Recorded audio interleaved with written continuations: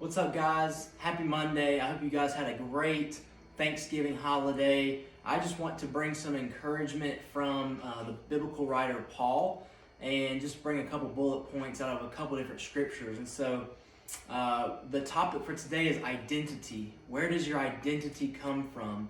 And so I've experienced myself as well as others around me that when we tie our identity to things that can change, that's where we get into trouble. For example, you see Brett Favre several years ago, the NFL quarterback, his identity was rooted in his performance on the field, and so he would retire. And then a couple months later, he would say, "Oh, I'm back," and sign with another team and play one more year. And then he did like 2 or 3 times he had announced retirement, and then he got to missing his identity on that field. And so he said, if I can't play football, then I'm nothing. So when we root our identity in things that can change versus the God who stays the same in what he calls us, we are in for some serious trouble. And so the first passage is 1 Corinthians 2, verse 2. And so Paul's talking to the church in Corinth, and he says that I have decided to not know anything but Christ and him crucified.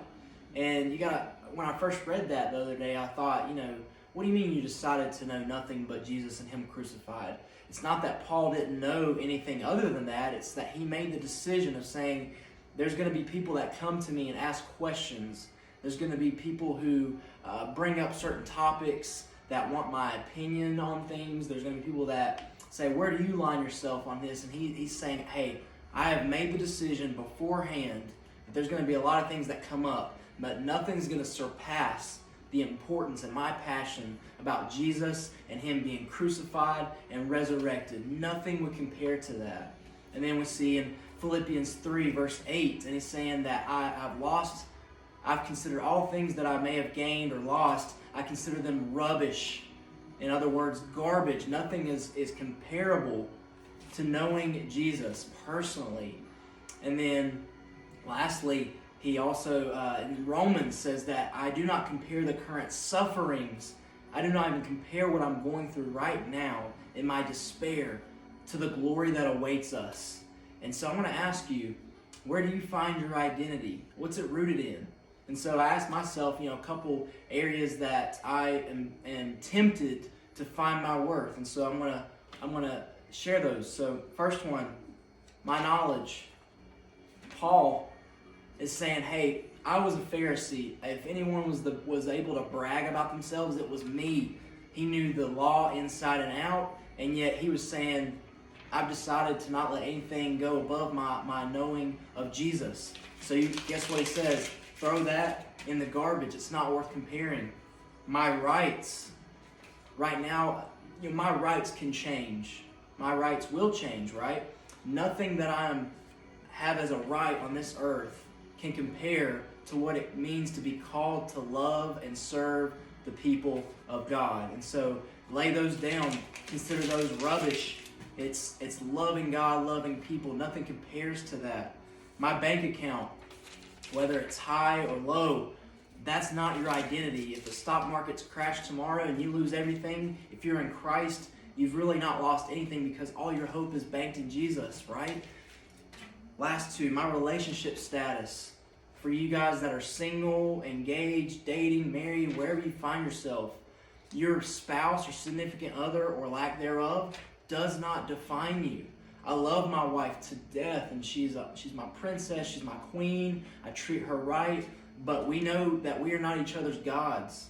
And if we ever got to that point, we're going to let each other down. So that is not worth comparing to knowing Christ. And lastly, my job. I'm in ministry. I'm on staff at a church, and I love the people, and I love the messiness and the beauty of God's people and shepherding through all these things. But at the end of the day, if God were to take me out of ministry, is my identity rooted in that? It shouldn't be. That's the temptation, is that by me serving God and loving his people and teaching, that my identity is somehow attached to that. And he's saying, no, your identity is in me. So I've got to throw that in the garbage as well. I've decided to know nothing among you except Christ and him crucified. That is where our hope is at.